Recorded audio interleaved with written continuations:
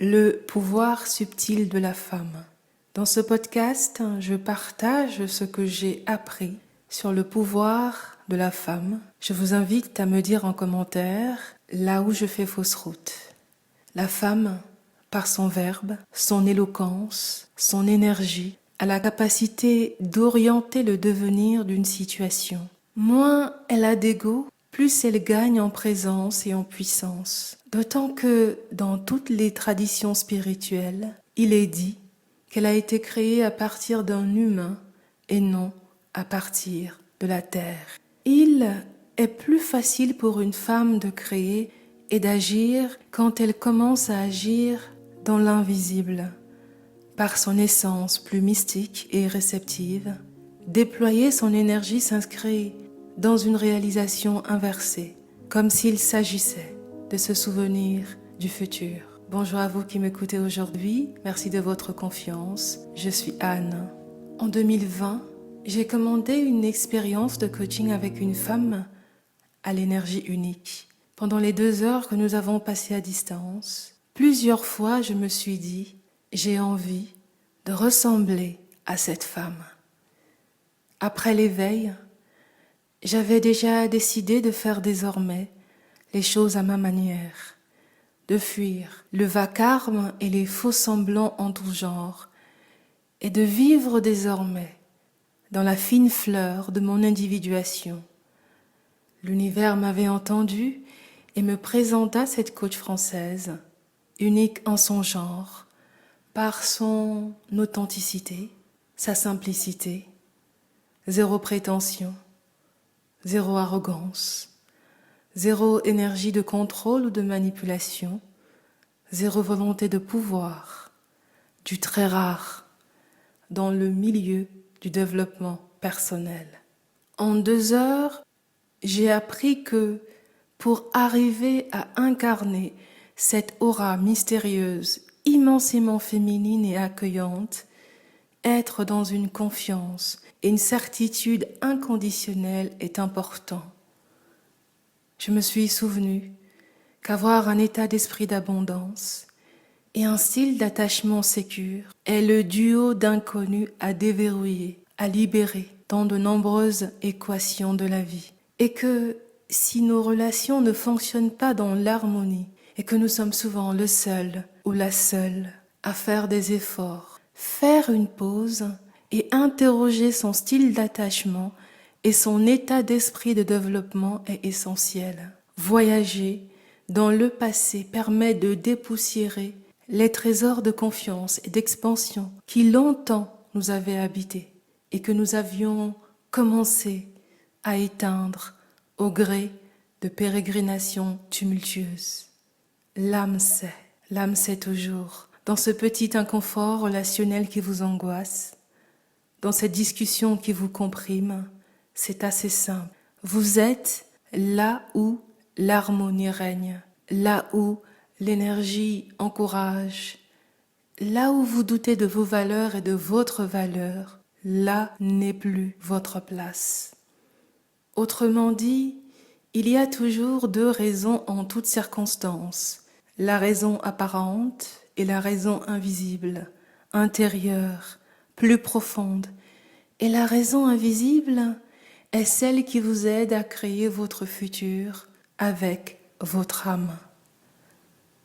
La femme a la puissance de rendre le monde meilleur et de décider de ne pas voir les choses autrement.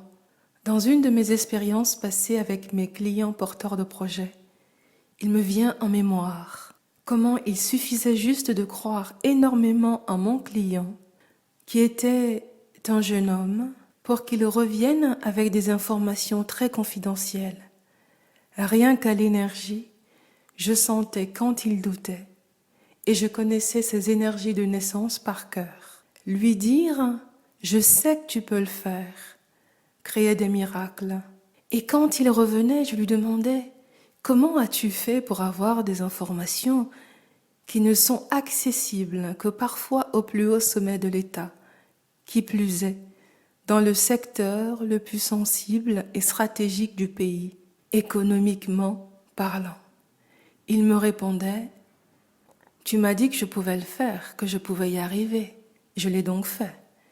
Et pour une cliente, je procédais différemment, en montrant ce qu'elle avait et portait déjà en elle, en apportant plus d'informations, de questions et de références, afin qu'elle se sente soutenue concrètement, qu'elle puise dans d'autres exemples féminins qui prospèrent dans son pays d'origine, mais toujours à partir de ses énergies de naissance. Au final, c'est la jeune femme qui a créé son projet en premier. Elle a radicalement changé de vie et de pays pour entreprendre. Elle est restée fidèle à ses désirs et a poursuivi ses rêves, tout en trouvant comment les financer étape par étape.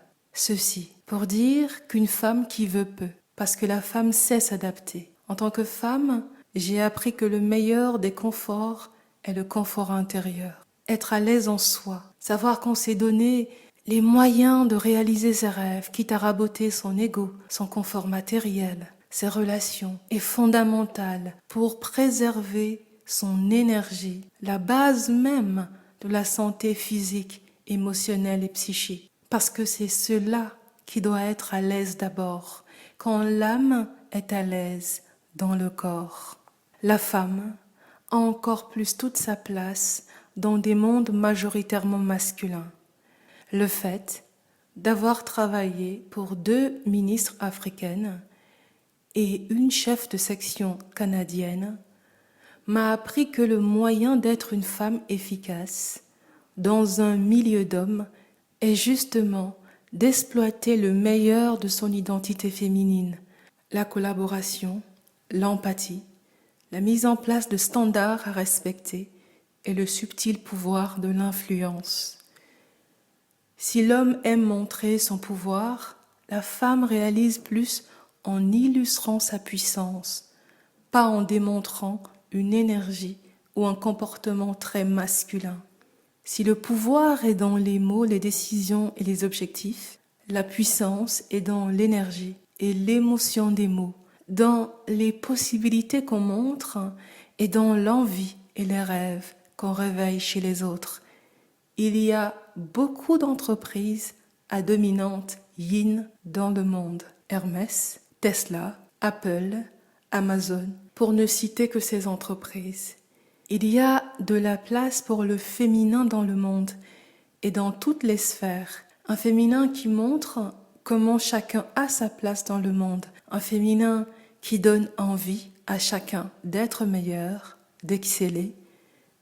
Un féminin qui inspire et révèle la beauté intérieure de l'autre et sa raison d'être. Un féminin qui refuse la compétition pour faire du lâcher-prise l'expression ultime de sa singularité. Nous sommes encore loin de ce modèle féminin dans le monde. Chacune, à notre niveau, pouvons choisir avec humilité la femme que nous désirons devenir.